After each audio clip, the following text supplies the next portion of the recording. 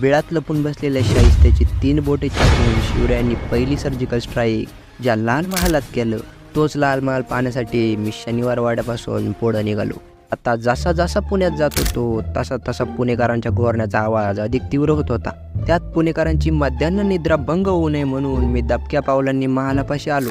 शिवरायांनी खानाची बोटं छाटल्यानंतर बुंगाट पळून गेलेल्या शाहिस्ते खानानं परत काय मागं वळून स्वराज्याकडे बघितलं नाही. असा इतिहास 4थीच्या पुस्तकात वाचला, त्याची मला आज आठवण झाली. त्याच पुण्यात शिवरायांनी सोन्याचा नांगर फिरवून पुण्याला सोन्याचे दिवस आणले आणि त्या मुघलशाही आणि आदिलशाही आणि निजामशाहीवर गाढवाचा नांगर फिरवून पूर्ण त्यांची सल्तनत शिवरायांनी धुळीस मिळवली. आणि हाच इतिहास मनात येत असतानाच ही भिंतीवरची चित्र मनातल्या इतिहासात रंग भरत होती. अलीकडे बांधलेली ही महालाची प्रतिकृती असली तरी शिवरायांच्या पराक्रमाची एक निशाणीच आहे. तेवढ्यात घड्याळाचा मोठा काटा 12वर जाऊन छोटा काटा 4वर गुंतला होता. याचा अर्थ पुणेकरांची 1 ते 4ची झोप पूर्ण झाली होती.